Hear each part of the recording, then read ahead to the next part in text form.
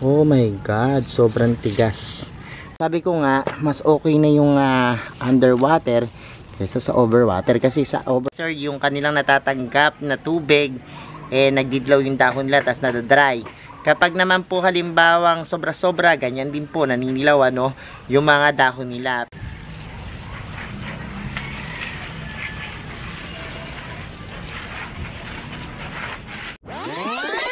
Hello everyone! This is Sir Misunapi ni Dino Park and Eco Garden and welcome back sa ating YouTube channel. And for today's video, napakaraming kaganapan dito sa ating garden. Nung isang araw po, ginanap dito yung OJT for Kids, kung saan po yung mga bata, estudyante, parang nag-field trip dito, no? At tinuruan natin sila kung paano maghalaman, magtanim. At the same time po, meron tayong mga painting lesson. Pag-play po ng mga clay pot, yan, creative idea sa gardening. At syempre, nilibot natin sila dito at tinuruan ng mga iba't ibang kaalaman tungkol sa halaman. Kaya naman po natuwa yung mga bata. Ito po yung ating pakikiisa sa proyekto ng ating munisipyo, Mayor Agay Cruz. At yan po yung pagtuturo sa mga bata ng mga iba't ibang kaalaman. At the same time po, kanina nag-judge po tayo, kasi po ngayon ang celebrations nung Child Month or Empowering Child dito sa bayan ng Giginto, at isa po tayo sa naging hurado nung kanilang mga cheering dance, At nag-enjoy po tayo dyan kasama ng ibang mga judges. At the same time, natuwa tayo doon sa mga bata. Kaya naman po, napaka-produktibo ng araw natin at medyo nakakapagod. Ngayon lang ako nakauwi dito sa garden at napansin ko dito sa aking background, ayan, talaga namang makikita nyo po dyan, may mga dilaw-dilaw na dahon. Kasi po, bihirang pumatak yung ulan sa ngayon, At usually po nakakapag-ipon ako ng mga rainwater pandilig sa mga halaman. At dito nga po sa ating House of Pole, talagang minamano-mano natin pag hindi umuulan, nagdidilig tayo. Yan yung gagawin natin ngayon, magtanggal ng mga dahon at syempre magdilig ng halaman natin dito sa ating House of Pole. Yan po yung gagawin natin. Kaya samahan nyo ako ngayong araw na to. Kung ready na kayo mga ka-MVP, tutok lang po.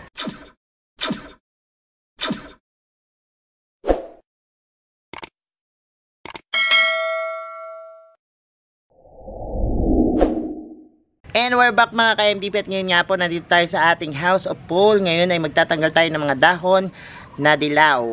Kasi ganyan po yung ating mga halaman kapag halimbawang lesser yung kanilang natatanggap na tubig, nagdidlaw yung dahon nila, tas nadadry. Kapag naman po halimbawang sobra-sobra, ganyan din po, naninilaw yung mga dahon nila. Pero yan po ay normal-normal lang sa mga halaman at madaling gawa ng paraan. Ang gagawin po natin para hindi pangit tingnan, kasi tingnan nyo naman sa background ko, pag may nakikita tayong ganyan, yung parang mga dilaw-dilaw na dahon at mga tuyo, pangit tingnan. Magtatanggal tayo niyan, tapos magdidilig ako. Ang gagamitin ko ngayon, tap water. Before kasi nagpapa-imbak tayo ng talagang tubig, kasi yung mga tap water, yun yung pinaka nakakapangit sa halaman, pero pag paminsan-minsan okay na yung diretso, para hindi matrabaho, dinidiretso na lang natin ng dilig na, para kahit pa paano mabawasan yung uhaw ng ating mga halaman, kasi sa mga panahong ito medyo madalang pumatak yung ulan dito, pero ayan, tara, halika't samahan nyo ako, papakita ko sa inyo yung mga halaman natin dito sa ating House of Pole. So eto yung ating House of Pole, at napakalalago na ng halaman dito. Kaya lang po, ayun yung sabi ko, kung mapapansin nyo, ang daming mga dilaw na dahon, tuyot. Kasi tingnan nyo yung lupa niya, look. Oh my God, sobrang tigas. Kapag halimbawa po yung lupa hindi nadidiligan, nangyayari po dyan, parang nagiging stock soil na rin, at parang nagiging clay na rin kapag kulang na kulang sa humidity or kulang na kulang po sa tubig. Kahit na po fast draining yung inyong lupa, kapag nag-compact po yan, titigas po yan, at minsan ganyan yung nangyayari, natutuyot yung ating mga halaman, yun lang katulad nito. Yan yung mga syngonium, ang daming mga dilaw-dilaw na dahon. So ang gagawin nyo lang po is tatanggalin nyo lang yan, no.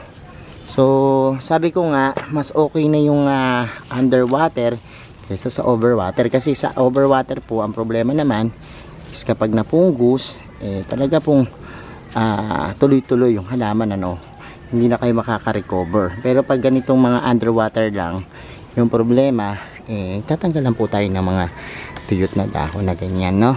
Ang mga halaman naman po, sabi ko nga sa inyo, kasama sa cycle po nila yung pagmamatured nung mga dahon, pagkatuyo. O tingnan nyo, wala na tayong mga tuyot na dahon dyan. So mas maganda silang tingnan, no, kapag wala, ano. So ayan, and yan yung mga nangyayari. Mabilis lang tanggalin ng mga tuyot na dahon kapag hinawakan mo lang sila, yan, talagang matatanggal na ng kusa, no. So yung mga tuyot na dahon maninilaw, lagyan natin dyan. At yan, mag-check na rin tayo kasi sa tag-ulan ang kalaban naman nila yung mga talagang caterpillar, minsan marami dyan, ano. Pero kapag naman walang ulan, yung mga parang aphids naman, ano. Dahil sabi ko nga sa inyo, ang mga halaman, ang mga insekto, kapag halimbawa walang ulan, yan yung malalakas ang loob niya na pumunta sa halaman, kasi alam nilang safe sila, hindi sila mababasa.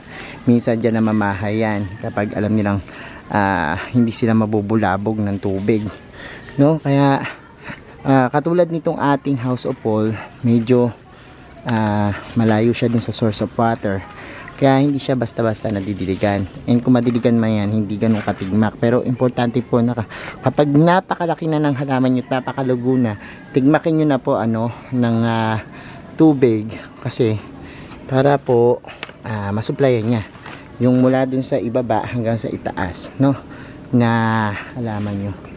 So yan lang naman. And may tanggal-tanggal pa tayo ng mga itong variety ng Syngonium na ito yung madalas sa aking manilaw. Yung mga variety na yan, ano, I don't know kung Wenlandi ba yung pangalan yan, basta ganyan yung tawag sa kanya, o Walichi, o basta hindi ko alam kung napapagpalit ko yung mga pangalan, ano. Pero anyways, yun yung ating variety ng Syngonium na napakaganda. Ang ganda po nito kasi pag lumago siya, talagang makikita mo yung puti tsaka green na combinations, no, na design sa kanyang mga dahon. Magandang maganda. So yan, nagtanggal tayo. Yan, ang lago na talaga nitong ating house of Paul. At eto nga, medyo umahapay na siya. Kailangan na nating ituwid to. Pero sabi ko nga before, hindi ko alam kung babaguhin ko yung style nito. Ayan. Meron ding mga kumakala to. Ayan na naman po, ano. So tanggalin na natin to. Dinisaynan. Ang galing talaga ng mga insekto na yan, no. Ginagawang parang may design yung dahon para tuloy yung rare na halaman, no. Pero anyways, tanggalin natin to. At tingnan natin kung saan ba nanggagaling yung mga yan. And minsan po kapag nakakita kayo, minsan kasi akala nyo pa-unpern lang, ano. Pero this one, katulad nito, no, hindi natin alam, baka may spider mites kapag halimbawang nag-curl yung dahon po ng inyong halaman, ano. So make sure na check po natin, ano. Naku, dito ang daming madidilaw. Teka lang, puntahan natin yan. So dito sa ating house of Paul, Syngonium uli. Ang mga Syngonium, yan yung mabilis magdilaw, ano, matuyot. So makikita nyo naman yung sinyalis na pagkatuyo, oh. Kita nyo, oh, medyo crumpled or merong mga wrinkles yung kanyang mga stem. Ibig sabihin yan, sobrang underwater nito. And sabi ko nga sa inyo, pag medyo malayo-layo yung source of water, talaga namang natutuyo yan ating mga halaman, ano. Pero ang kagandahan lang kasi minsan kapag ganitong panahon, hindi naman lumilipas yung sobrang tagal na panahon bago umulan. Kaya lang may times po kasi na talagang inaabot ng 2 linggo, 1 buwan yung pag-ulan, no? Pero hindi natin alam kasi dahil sa climate change, parang naiiba rin yung panahon, ano? Pansinin nyo, ngayon medyo lumalamig na, no? Yung panahon, parang nauna yung paglamig. Kasi usually, nararamdaman natin yung sobrang lamig kapag December. Pero, ito, malapit-lapit din naman, mas parang nauna ngayon yung paglamig, no? Ngayon, malamig na malamig. Kapag halimbawa, madaling araw ka, babangon, tapos, maliligo ka, parang ang lamig. So, ayan. Yun lang yung mga pagtatanggal natin ng mga dahon na tuyo. Dami nating nakuha. And mga damo na rin, ano. Minsan ito ang daming to, parang ano to pamilya ng English ivy. Yung ganitong mga damo, no. Ang bilis dumami nito. Doon sa kabilang garden ko, talagang kalat na kalat po ito, ano, at umaakyat pa doon sa bubong, no. Siya yung kumakalat at dumadami. So anyways, ayan, nakapagtanggal na tayo ng mga dahong tuyo and yung mga dahon na parang merong sakit na baka makahawa pa. Kaya ang gagawin natin ngayon is magdilig naman ng halaman, ano. At ihanda ko na yung hose natin kasi medyo mahaba-haba yung panggagalingan ng ating hose. So ayan, ako nakarating na sa kapitbahay. Ayan, actually nakausap ko na si Ate Babes. Sabi niya wag kong tanggalin kasi gustong gusto niya yung itsura ng ating mga halaman dito. Look. Oh, ayun o. Nagpunta din yung napakagandang kulay. Ang ganda pag nag-unfern yung ating mga philodendrons dyan, no? So, halika na at magdilig na tayo. Samahan niyo ako. So, eto na nga. Yung gagamitin natin is yung ating tap water. Ay, hindi pala nakashoot. So, kakabit ko na yung ating hose muna dito. Kasi ito, hose natin ginagamit natin dun sa isang area. So, yan. Kabit muna natin para yan. Ano natin. And at magsisimula na tayong magdilig dito sa ating garden, ano. So, ito na pala. Ayan. So, tap watering gagamitin natin ngayon. And, ayan, o, tinan nyo. Ayan. Medyo malakas yung ating hose. Oh, ang ganda ng ating. Eto, tingnan nyo. Ito ay, Hinati Partita. Hindi to Peru Kasi parang, look, Monstera. Monstera Peru. Monstera Peru yan. Laki ng dahon, no? So, ang ganda ng kanyang dahon.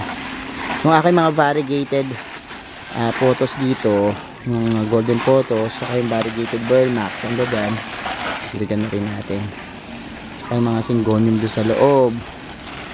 Dito rin pala, may mga dilaw-dilaw pa. Okay. So, importante yung mga pinaka tips nila hanggang doon sa kanilang mga pinakataas, madiligan po yan, ano. At, yan. So, diligan natin ang diligan yan. Diligan na yan. Para gumanda at mapanatiling maaliwalas. Kasi, mahahalata nyo naman sa plants kapag talagang kulang sila sa tubig. Parang dry na dry yung itsura na parang ano, kahit yung paligid nyo, pansinin nyo, parang maalinsangan. No? Yun yung una ko napapansin. Parang maalinsangan kapag halimbawang kulang tayo sa tubig o hindi tayo nagdidilig, ano? Pero mamaya pansinin nyo pagkatapos natin kung ano mangyayari. So, punta muna tayo dun sa loob at magdilig tayo dun, ha?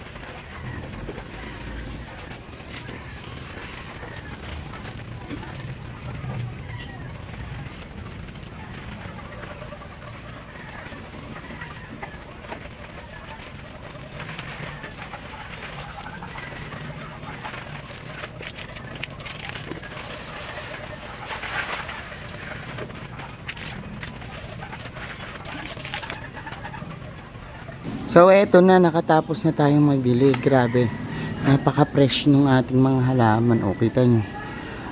Sabi ko sa inyo, iba yung feeling kapag halimbawang nadiligan na yung inyong mga halaman. Kasi napaka-presko, no? Hindi lang sa kanila, kundi sa paligid, no? Parang nakakadagdag ng lamig dun sa maalinsangan na panahon. Kung halimbawa maalinsangan, ano? Kasi parang yung mga plants nyo kakapit sa kanilang tubig, tapos yung kanilang mga katawan madilim ng tubig, naglalabas sila ng parang malamig na hangin, ano, sa pakiramdam. Plus yung itsura pa ng halaman, ang lakas maka-fresh. Kaya sabi ko sa inyo, kapag halimbawang napansin yung tuyo ng halaman nyo, dilig lang po kayo, no?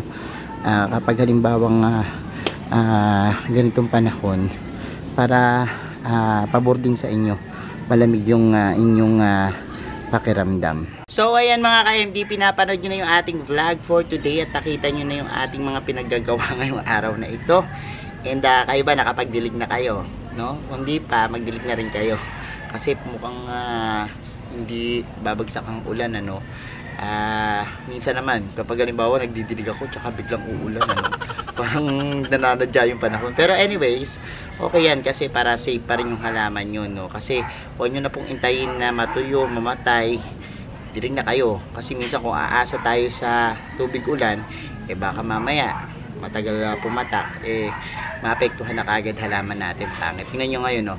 Maganda na uli yung background natin at maayos, malamig sa mata at presko sa pakiramdam. Kaya ayan, thank you so much sa lahat ng nag-like, nag-share at nagko-comment na ating video. Sa mga hindi pa po nag-subscribe sa ating YouTube channel, kung bet na bet nyo po yung ganitong usapan plants and gardening, mag-subscribe na po kayo. Huwag nyo kalimutang i-hit yung notification bell para lagi updated sa aming latest uploads. Pati po sa iba't iba nating social media accounts, sa ating TikTok, Instagram, Facebook pages. Search nyo na po Hermy Sunaco or Mini Dino Park and Eco Garden. Makikita nyo na yan. Salamat ng maraming mga ka-MDP, and this is Hermy Sunaco. Nagsasabi po sa inyo ng happy planting. Bye-bye!